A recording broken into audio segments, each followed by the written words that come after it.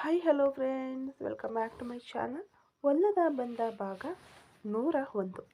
ಮುಂಬೈ ಬೆಳಿಗ್ಗೆ 8 ಗಂಟೆ. ವಿಕ್ರಮ್ ಚೆನ್ನೈನಿಂದ ಹೊರಟ ಮರುದಿನ ಬೆಳಿಗ್ಗೆ ಮುಂಬೈನ ಆ ಬಿಡುವಿಲ್ಲದ ವಾತಾವರಣದ ನಡುವೆ ಒಂದು ಪ್ರಸಿದ್ಧ ಹೋಟೆಲ್ನ 8ನೇ ಮಹಡಿಯಲ್ಲಿದ್ದ ಆ ಐಷಾರಾಮಿ ಕೋಣೆಯಲ್ಲಿ ಗಂಭೀರತೆ ಆವರಿಸಿತ್ತು. ಅವನ ಎದುರು ಸೋಫಾದ ಮೇಲೆ ಕಾಲು ಹಾಕಿ ಕುಳಿತಿದ್ದ ರಂಜನ್ ವಿಕ್ರಮ್ನ ನಡವಳಿಕೆಯನ್ನು ನೋಡಿ ಆತಂಕದಿಂದ ಕೇಳಿದ.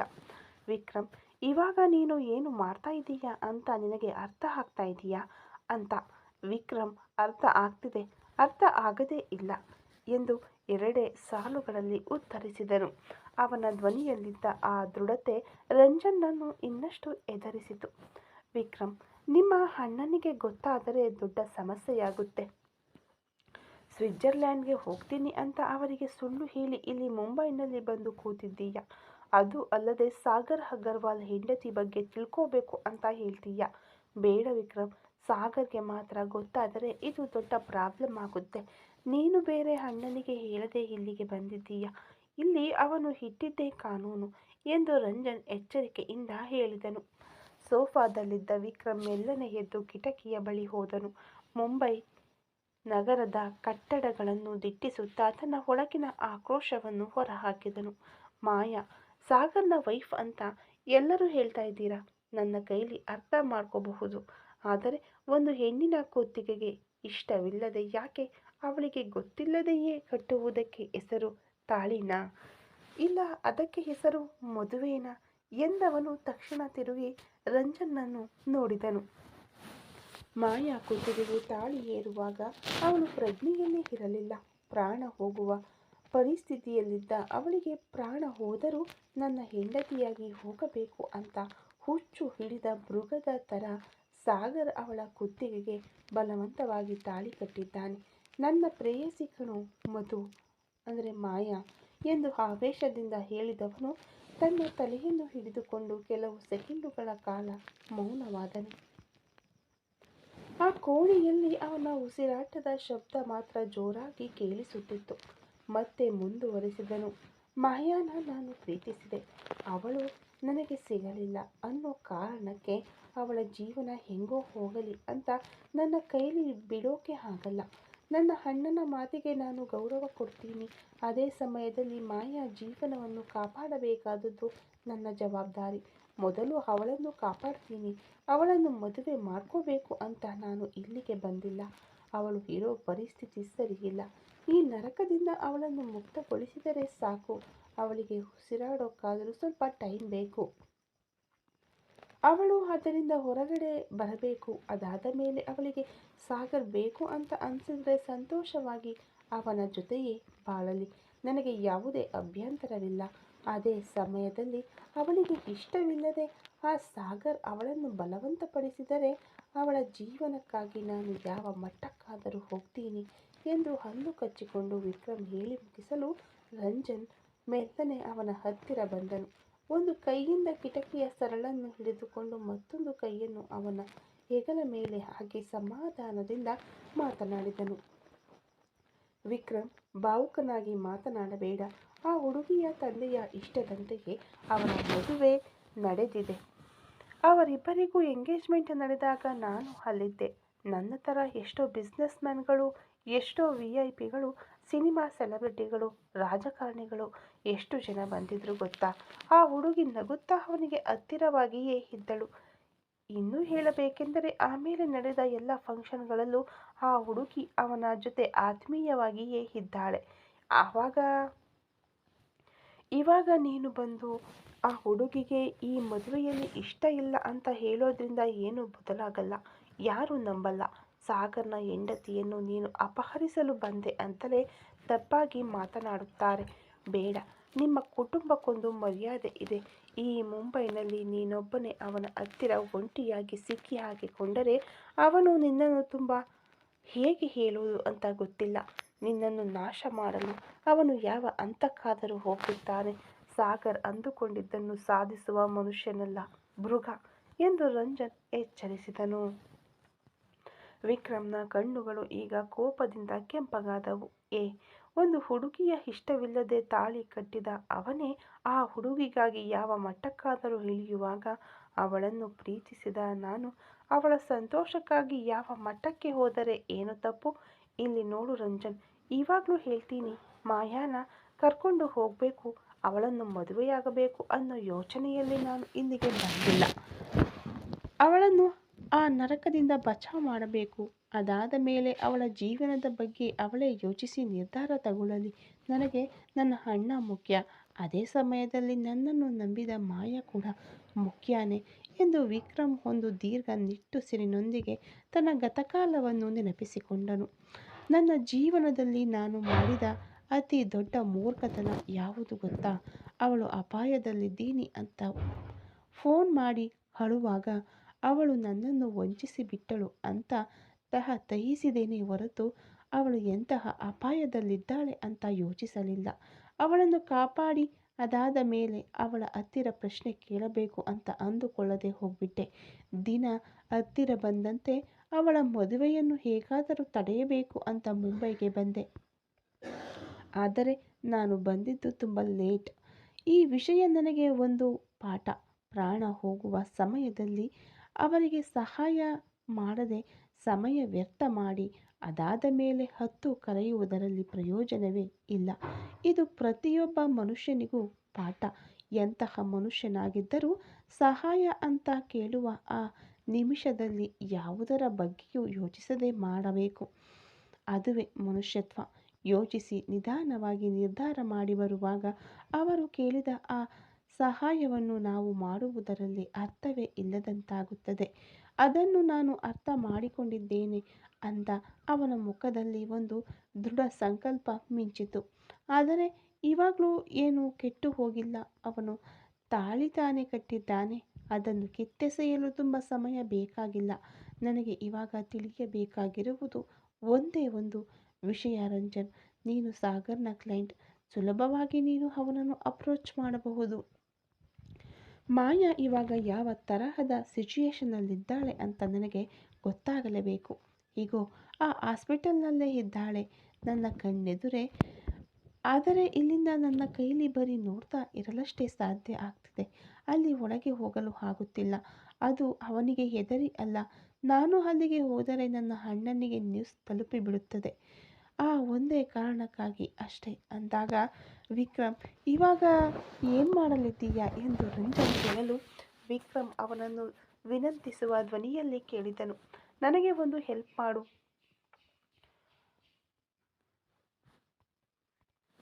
ಮಾಯಾ ಹೇಗಿದ್ದಾಳೆ, ಇವಾಗ ಏನು ಪರಿಸ್ಥಿತಿಯಲ್ಲಿದ್ದಾಳೆ ಅನ್ನೋದನ್ನು ಮಾತ್ರ ತಿಳಿದುಕೊಂಡು ಬಾ. ಅವಳನ್ನು ಇಲ್ಲಿಂದ ನನ್ನ ಗುರುತನ್ನು ತೋರಿಸದೆಯೇ ಸುರಕ್ಷಿತವಾಗಿ ಚೆನ್ನೈಗೆ ಕರ್ಕೊಂಡು ಹೋಗ್ಬಿಡ್ತೀನಿ ಅಂದ ವಿಕ್ರಮ್ನ ಆ ನೊಂದ ಧ್ವನಿ ರಂಜನ್ ಒಪ್ಪುವಂತೆ ಮಾಡಿತು. ಸರಿ, ನಾನು ಏನು ಅಂತ ನೋಡ್ತೀನಿ. ಅಲ್ಲಿಯವರೆಗೆ ನೀನು ಹೊರಗಡೆ ಬರಬೇಡ ಎಂದು ಹೇಳಿ ಅಲ್ಲಿಂದ ಹೊರಟನು ರಂಜನ್.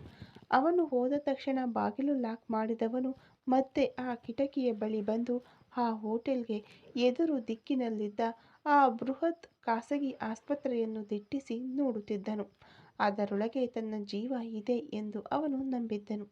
ಸ್ವಲ್ಪ ಸಮಯದ ನಂತರ ರಂಜನ್ ಆ ಖಾಸಗಿ ಆಸ್ಪತ್ರೆಯೊಳಗೆ ಪ್ರವೇಶಿಸಿದನು. ರಿಸೆಪ್ಷನ್ನಲ್ಲಿ ಸಾಗರ್ ಹೆಸರು ಹೇಳಿ ವಿಚಾರಿಸಿದಾಗ, ಸಾಗರ್, ಅದು VIP ವಾರ್ಡ್, ಅಲ್ಲಿ ಯಾರಿಗೂ ಅನುಮತಿ ಇಲ್ಲ ಎಂದು ಅವರು ನಿರಾಕರಿಸಿದರು. ಆಗ ಅವನಿಗೆ ಪರಿಚಯವಿದ್ದ ಒಬ್ಬ ವೈದ್ಯರು ಅಲ್ಲಿಗೆ ಬರಲು ಅವರ ಬಳಿ ವಿಚಾರಿಸಿದನು. ಅವರು ಮೃದು ಧ್ವನಿಯಲ್ಲಿ ಅವರನ್ನು ಡಿಸ್ಚಾರ್ಜ್ ಮಾಡಿ ಸಾಗರ್ ಸರ್ ಕರ್ಕೊಂಡು ಹೋಗ್ಬಿಟ್ಟಿದ್ದಾರೆ ಎಂದು ಒಂದು ಸುಳ್ಳು ಮಾಹಿತಿಯನ್ನು ಹೇಳಿದರು.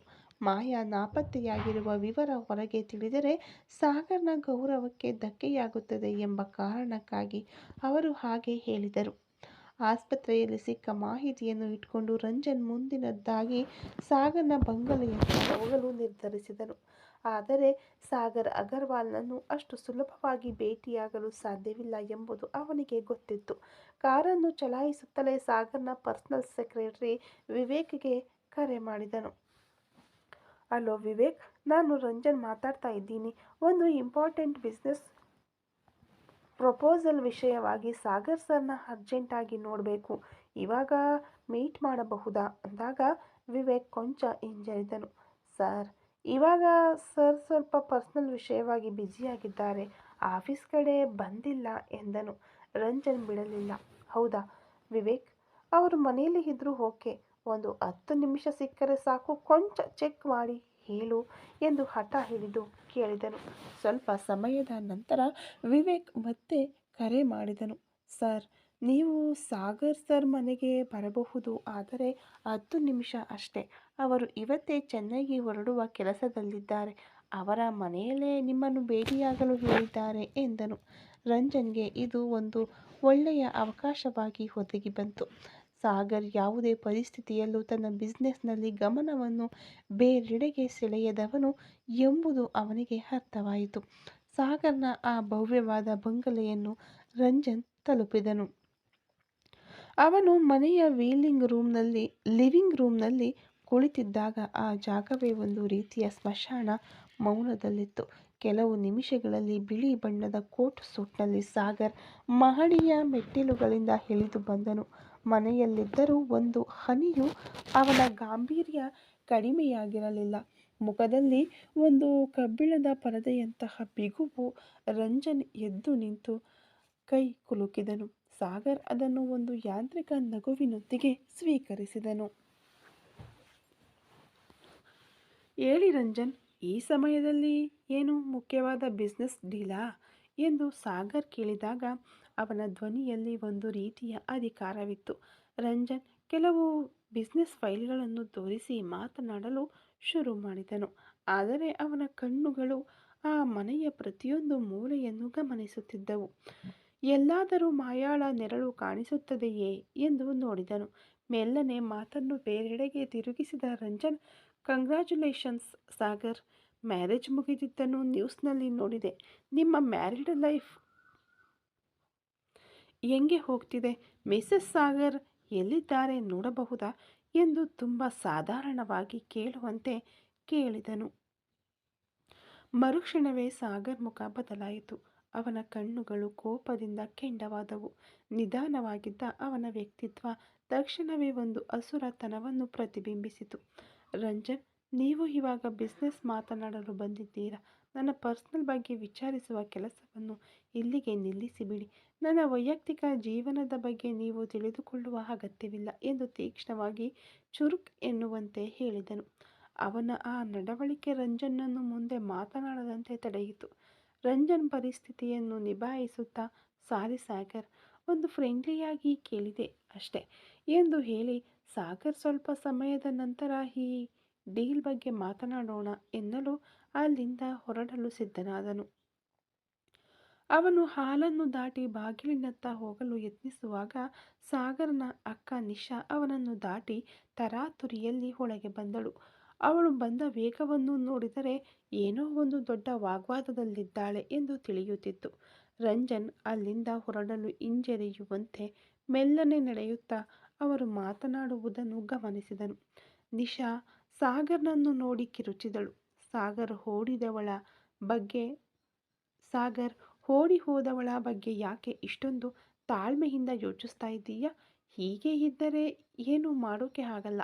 ನೀನು ಯಾಕೋ ಅವಳನ್ನು ಹುಡುಕುವುದನ್ನು ಸ್ಟಾಪ್ ಮಾಡಿದ್ದೀಯಾ ಎಂದು ನಿಶಾ ಕೇಳಿದಳು. ಆ ಮಾತುಗಳು ರಂಜನ್ ಕಿವಿಗೆ ಸ್ಪಷ್ಟವಾಗಿ ಬಿದ್ದವು.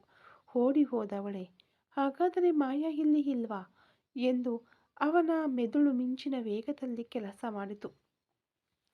ನಿಶಾಳನ್ನು ನೋಡಿದ ಸಾಗರ್ ಆವೇಶದಿಂದ ಗರ್ಜಿಸಿದನು. ನಿಶಾ ಅಕ್ಕ, ಅವಳು ಓಡಿ ಹೋಗಿಲ್ಲ. ಅವಳನ್ನು ಅವಳ ಅಣ್ಣ ವಿಷ್ಣುನೇ ಬಚ್ಚಿಟ್ಟಿದ್ದಾನೆ. ಇದನ್ನು ಎಷ್ಟು ಸಲ ನಿನಗೆ ಹೇಳೋದು? ಸದ್ಯಕ್ಕೆ ಅವರನ್ನು ಹುಡುಕುವುದು ಬೇಡ ಅಂತ ನನ್ನ ಮಾವ ಆದಿಶೇಷನ್ ಹೇಳಿದ್ದಾರೆ. ಅವರು ಹೇಳಿದರೆ ಅದು ಸರಿಯಾಗಿಯೇ ಇರುತ್ತೆ.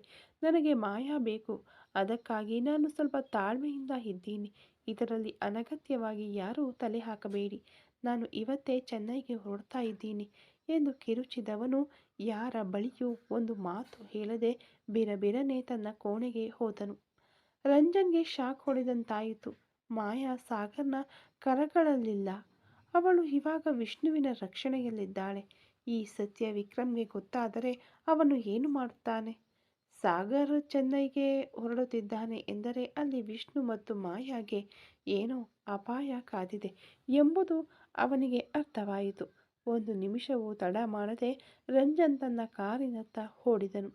ವಿಕ್ರಮ್ನ ಬಳಿ ಈ ಸುದ್ದಿಯನ್ನು ಹೇಳಲು ಅವನ ಹೃದಯ ಜೋರಾಗಿ ಬಡಿದುಕೊಳ್ಳುತ್ತಿತ್ತು. ಆದರೆ ತನ್ನನ್ನು ಹಿಂಬಾಲಿಸುತ್ತಿರುವ ಸಾಗರ್ನ ಹಾಳನ್ನು ಗಮನಿಸದೆ ಹೋದನು ರಂಜನ್. ಸಾಗರ್ ಅಗರ್ವಾಲ್ ಸಾಮಾನ್ಯದವನಲ್ಲ. ಅವನ ಅರಮನೆಯೊಳಗೆ ಪ್ರವೇಶಿಸುವ ಪ್ರತಿಯೊಂದು ಧೂಳಿನ ಕಣವೂ ಅವನ ಅನುಮತಿ ಇಲ್ಲದೆ ಕದಲಲು ಸಾಧ್ಯವಿಲ್ಲ. ರಂಜನ್ ಆತುರಾತುರವಾಗಿ ಹೊರಟ ಆ ಕ್ಷಣವೇ ಸಾಗರ್ ಕಣ್ಣುಗಳನ್ನು ಕುಗ್ಗಿಸಿ ಅವನನ್ನು ತೀಕ್ಷ್ಣವಾಗಿ ಗಮನಿಸಿದನು. ಬಾಗಿಲಿನಲ್ಲಿ ನಿಂತಿದ್ದ ರಂಜನ್ ಗಾಬರಿಯಿಂದ ಕಾರಿನ ಕಡೆಗೆ ಓಡಿದ್ದು ಮತ್ತು ಅವನ ಮುಖದಲ್ಲಿದ್ದ ಆ ದಿಢೀರ್ ಬದಲಾವಣೆ ಸಾಗರ್ಗೆ ಒಂದು ಎಚ್ಚರಿಕೆಯನ್ನು ನೀಡಿತು. ಸಾಗರ್ನ ಆ ತೀಕ್ಷ್ಣವಾದ ಹದ್ದಿನ ಕಣ್ಣು ಯಾವುದನ್ನು ಗಮನಿಸದೇ ಬಿಡಲಿಲ್ಲ. ರಂಜನ್ ಬಾಗಿಲಿನಲ್ಲಿ ನಿಂತಿದ್ದರಿಂದ ಹಿಡಿದು ಅವನು ಗಾಬರಿಯಿಂದ ಕಾರನ್ನು ತೆಗೆದುಕೊಂಡು ಆತುರವಾಗಿ ಹೋಗುವವರೆಗೆ ಎಲ್ಲವನ್ನೂ ಅವನು ಗಮನಿಸಿಟ್ಟಿದ್ದನು. ಸಾಗರ್ ತಕ್ಷಣ ತನ್ನ ಕೋಣೆಗೆ ಹೋಗಿ ತನ್ನ ನಂಬಿಕಸ್ಥ ಅಂಗರಕ್ಷಕ ಶೇರ್ ಎಂಬುವವನಿಗೆ ಫೋನ್ ಮಾಡಿದನು. ಅವನನ್ನು ಫಾಲೋ ಮಾಡು, ಅವನು ಎಲ್ಲಿಗೆ ಹೋಗ್ತಾ ಇದ್ದಾನೆ, ಯಾರನ್ನ ಭೇಟಿಯಾಗ್ತಾ ಇದ್ದಾನೆ ಎಂದು ನನಗೆ ತಕ್ಷಣ ತಿಳಿಯಬೇಕು ಎಂದು ಅಧಿಕಾರಯುತವಾಗಿ ಆದೇಶಿಸಿ ಅವನನ್ನು ಹಿಂದೆ ಕಳುಹಿಸಿದನು. ಶೇರ್ ರಂಜನ್ನನ್ನು ಹಿಂಬಾಲಿಸಿ ಹೋಗಿ ಅವನು ಜುಹುನಲ್ಲಿರುವ ಆ ಹೋಟೆಲ್ ಒಳಗೆ ಪ್ರವೇಶಿಸಿ 8ನೇ ಮಹಡಿಯಲ್ಲಿರುವ ಕೋಣೆಗೆ ಹೋಗಿದ್ದನ್ನು ಖಚಿತಪಡಿಸಿಕೊಂಡನು. ಆ ಕೋಣೆಯಲ್ಲಿ ವಿಕ್ರಮ್ ಇರುವುದನ್ನು ತಿಳಿದ ಸಾಗರ್ಗೆ ಮಾಹಿತಿ ಮುಟ್ಟಿತು. ಸಾಗರ್ ಮುಖದಲ್ಲಿ ಈಗ ಕ್ರೂರವಾದ ಒಂದು ನಗು ಮೂಡಿತು. ವಿಕ್ರಮ್, ಹಾಗಾದರೆ ಸ್ವಿಟ್ಜರ್ಲ್ಯಾಂಡ್ಗೆ ಹೋಗದೆ ಇಲ್ಲೇ ಬಂದು ಅಡಗಿಕೊಂಡಿದ್ದೀಯಾ ಎಂದು ತನಗೆ ತಾನೇ ಹೇಳಿಕೊಂಡವನು ವಿಕ್ರಮ್ಗಾಗಿ ಒಂದು ಹೊಸ ಪ್ಲಾನ್ ಸಿದ್ಧಪಡಿಸಿದನು. ಸಾಗರ್ ಏನು ಯೋಚಿಸ್ತಾ ಇದ್ದಾನೆ ಎಂಬುದು ಅವನಿಗೆ ಮಾತ್ರವೇ ಗೊತ್ತು. ರಂಜನ್ ಉಸಿರುಗಟ್ಟುತ್ತಾ ಕೋಣೆಯೊಳಗೆ ಪ್ರವೇಶಿಸಿದನು. ವಿಕ್ರಮ್ ಅವನ ಮುಖವನ್ನು ನೋಡಿದ ತಕ್ಷಣವೇ ಏನೋ ವಿಪರೀತ ನಡೆದಿದೆ ಎಂದು ಅರಿತು ಗಾಬರಿಯಿಂದ ಎದ್ದು ನಿಂತನು. ರಂಜನ್, ಏನಾಯಿತು? ಮಾಯಾನನ್ನು ನೋಡಿದ್ಯಾ? ಅವಳು ಹೇಗಿದ್ದಾಳೆ ಎಂದು ವಿಕ್ರಮ್ ತವಕದಿಂದ ಕೇಳಲು ರಂಜನ್ ಸೋಫಾದಲ್ಲಿ ಕುಳಿತು ನಿಟ್ಟುಸಿರು ಬಿಡುತ್ತಾ ಹೇಳಿದನು. ವಿಕ್ರಮ್, ನಾವು ಅಂದುಕೊಂಡಿದ್ದು ಯಾವುದೂ ಇಲ್ಲ ಕಣೋ. ಮಾಯಾ ಅಲ್ಲೇ ಇಲ್ಲ. ಅವಳು ಹಾಸ್ಪಿಟಲ್ನಲ್ಲೂ ಇಲ್ಲ. ಸಾಗರ್ ಮನೆಯಲ್ಲೂ ಇಲ್ಲ. ಅಲ್ಲಿಂದ ತಪ್ಪಿಸಿಕೊಂಡು ಬಿಟ್ಟಿದ್ದಾಳೆ ವಿಕ್ಕಿ ಅಂದಾಗ ವಿಕ್ರಮ್ ಆಘಾತದಿಂದ ದಂಗಾಗಿ ನಿಂತನು. ತಪ್ಪಿಸಿಕೊಂಡು ಬಿಟ್ಟಿದ್ದಾಳಾ? ಹೇಗೆ? ಅವಳಿಗೆ ತುಂಬ ಸೀರಿಯಸ್ ಆಗಿತ್ತಲ್ಲ ಎಂದು ಕೇಳಿದನು. ಅವಳು ಓಡಿ ಹೋಗಿಲ್ಲ ವಿಕ್ರಮ್. ಅವಳನ್ನು ಅವಳ ಅಣ್ಣ ವಿಷ್ಣು ಎಲ್ಲೋ ಕರೆದುಕೊಂಡು ಹೋಗಿ ಬಚ್ಚಿಟ್ಟಿದ್ದಾರೆ. ಇದನ್ನು ಸಾಗರ್ ಅಕ್ಕ ನಿಶಾ ಕೋಪದಲ್ಲಿ ಕಿರುಚಾಡುವಾಗ ನಾನು ನನ್ನ ಕಿವಿಯಾರೆ ಕೇಳಿದೆ. ಸಾಗರ್ ಈಗ ತುಂಬ ಕೋಪದಲ್ಲಿದ್ದಾನೆ.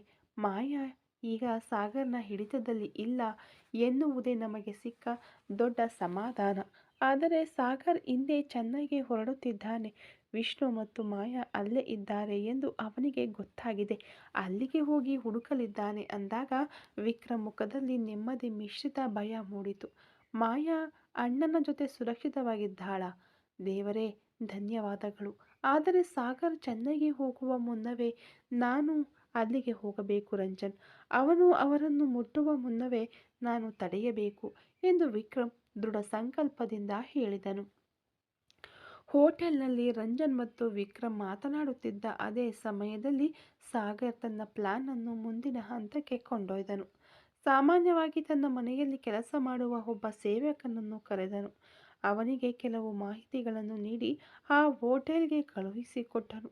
ತನ್ನ ವ್ಯಕ್ತಿತ್ವವನ್ನು ಎಂದಿಗೂ ಕಳೆದುಕೊಳ್ಳದೆ ಗರ್ವದಿಂದ ಸಾಗರ್ ಆ ಸೇವಕನಿಗೆ, ಈಗಲೇ ಆ ಹೋಟೆಲ್ಗೆ ಹೋಗಿ 804 ನಂಬರ್ ರೂಮ್ನಲ್ಲಿ ಇರುವವನಿಗೆ ನಾನು ಹೇಳಿದ್ದನ್ನು ಹೇಳು ಎಂದು ಆದೇಶಿಸಿದನು. ಸಾಗರ್ ವಿಕ್ರಮ್ ವಿರುದ್ಧ ರೂಪಿಸಿದ ಆ ಯೋಜನೆ ಏನು? ಆ ಸೇವಕ ವಿಕ್ರಮ್ಗೆ ಏನು ಹೇಳಲಿದ್ದಾನೆ? ವಿಧಿ ಈಗ ಮುಂಬೈನ ಆ ಒಂಟಿ ಕೋಣೆಯಲ್ಲಿರುವ ವಿಕ್ರಮ್ನತ್ತ ವೇಗವಾಗಿ ಚಲಿಸಲು ಪ್ರಾರಂಭಿಸಿತು. ಓಕೆ ರಂಜನ್, ನಾನು ತಕ್ಷಣ ಹೊರಡುತ್ತೇನೆ ಎಂದು ಹೇಳುತ್ತಾ ವಿಕ್ರಮ್ ವೇಗವಾಗಿ ತನ್ನ ಬ್ಯಾಗುಗಳನ್ನು ತೆಗೆದುಕೊಂಡು ರೂಮ್ ಖಾಲಿ ಮಾಡಿದನು.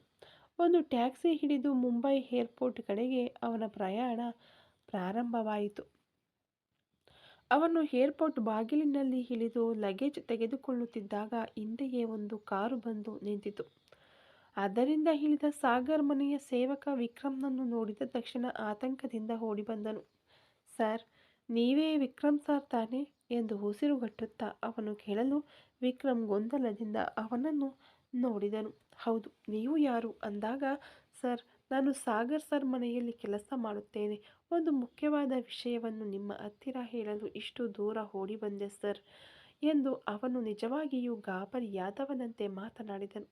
ವಿಕ್ರಮ್ಗೆ ಒಳಗೊಳಗೆ ಒಂದು ಮಿಂಚು ಹೊಡೆದಂತಾಯಿತು.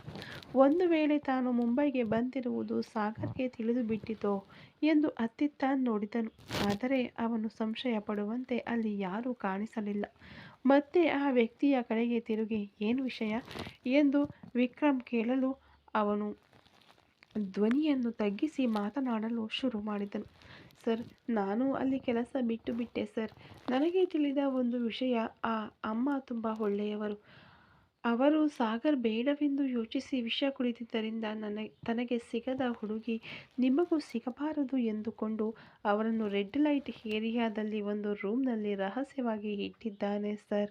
ಪಾಪ ಸರ್, ಅವರು ಆ ಏರಿಯಾದಲ್ಲಿ ಅಲ್ಲೇ ಇದ್ದಾರೆ ಸರ್ ಎಂದು ಹೇಳಿ ಒಂದು ನಿರ್ದಿಷ್ಟ ಸ್ಥಳವನ್ನು ತಿಳಿಸಿದನು.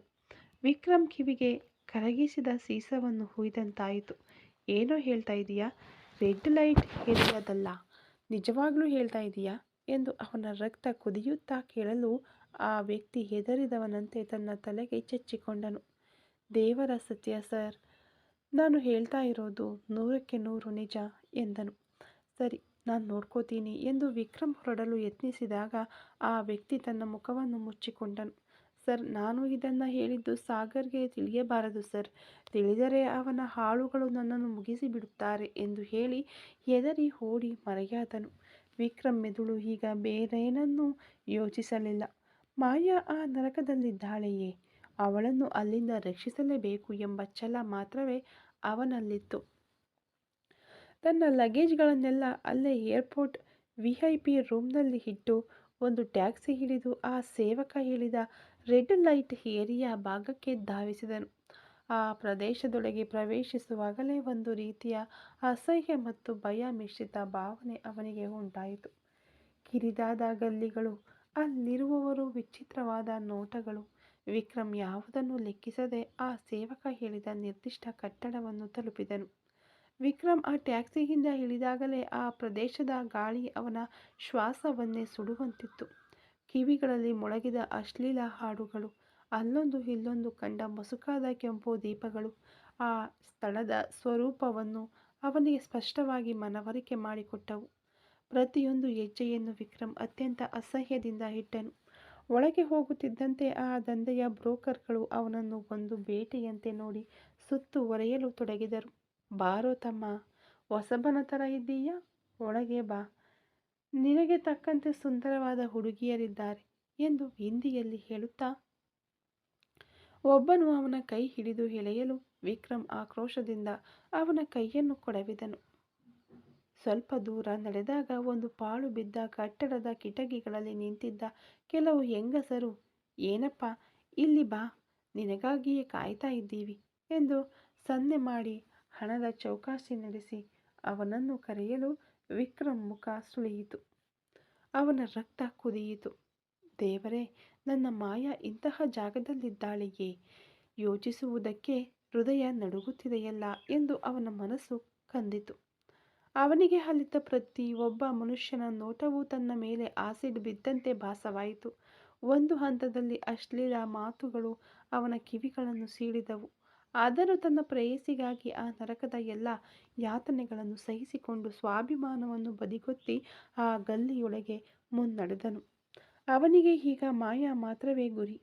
ಆ ಸೇವಕ ಹೇಳಿದ ಆ ಹಳೆಯ ಕಲೆಗಳು ತುಂಬಿದ ಕಟ್ಟಡದ ಮುಂದೆ ಬಂದು ನಿಂತನು.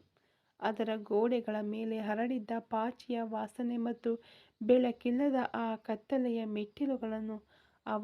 ಮೆಟ್ಟಿಲುಗಳು ಅವನನ್ನು ಎಚ್ಚರಿಸಿದವು. ವಿಕ್ರಮ್ ಆ ಹಳೆಯ ಕಟ್ಟಡದ ಬಾಗಿಲೊಳಗೆ ಪ್ರವೇಶಿಸದೆ ಅದರ ಪಕ್ಕದ ಭಾಗದಲ್ಲಿ ಅತ್ಯಂತ ನಿಧಾನವಾಗಿ ಮತ್ತು ಎಚ್ಚರಿಕೆಯಿಂದ ನಡೆದನು. ಅವನ ಹದ್ದಿನ ಕಣ್ಣು ಆ ಕಟ್ಟಡದ ಪ್ರತಿಯೊಂದು ಕಿಟಕಿಯನ್ನು, ಪ್ರತಿಯೊಂದು ಚಲನವಲನವನ್ನು ಸೂಕ್ಷ್ಮವಾಗಿ ಗಮನಿಸಿತು. ಸರಿಯಾಗಿ ಆ ಕ್ಷಣದಲ್ಲಿ ಮೇಲಿನ ಮಹಡಿಯಿಂದ ಒಂದು ಸಣ್ಣ ಪೊಟ್ಟಣ ಅವನ ಮುಂದೆ ಬಂದು ಬಿದ್ದಿತು.